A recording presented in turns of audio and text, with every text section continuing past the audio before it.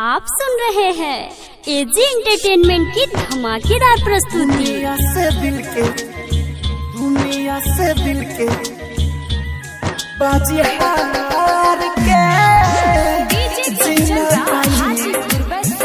दुनिया से दिल के एजी रिकॉर्डिंग स्टूडियो बिना प्यार के ए खुदा कैसन बा खुदाई हो, प्यार में मिले ला जुदाई हो, प्यार में मिले ला जुदाई हो।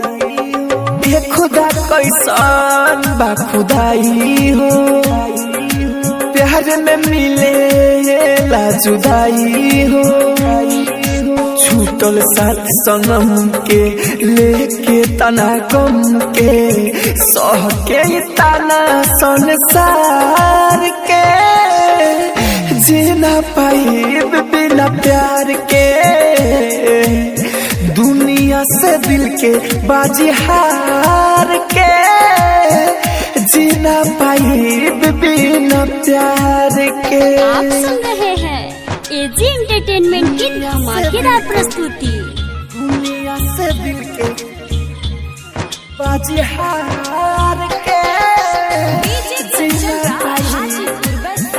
दुनिया से दिल के एजी रिकॉर्डिंग बिना प्यार के जेकरा में बसल रहे हमारे परान जी ओकरा के छीन काहे लेनी भगवान जी, ओकरा के छीन काहे लेनी भगवान जी।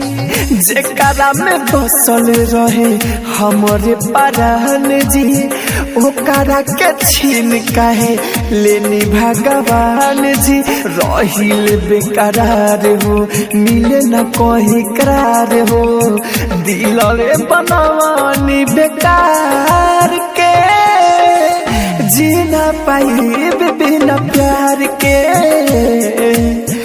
दुनिया से दिल के बाजी हार के जीना पाई बिना प्यार के। आप सुन रहे हैं एजी एंटरटेनमेंट की धमाकेदार प्रस्तुति।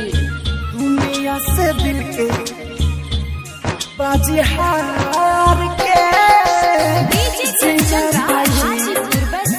दुनिया से दिल के एजी रिकॉर्डिंग स्टूडियो बिना प्यार के।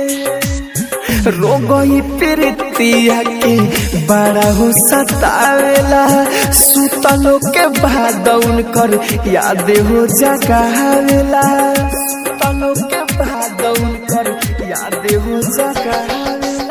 रोगई प्रीतिया के बड़ा हो सतावेला सुतलो के बाद उनकर याद हो जगावेला।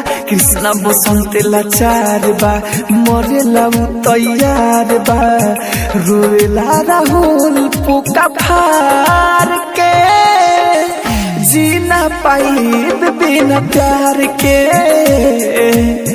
दुनिया से दिल के बाजी हार के जीना पाई बिना प्यार के। रिकॉर्डिंग स्टूडियो रोशनपुर सपहा।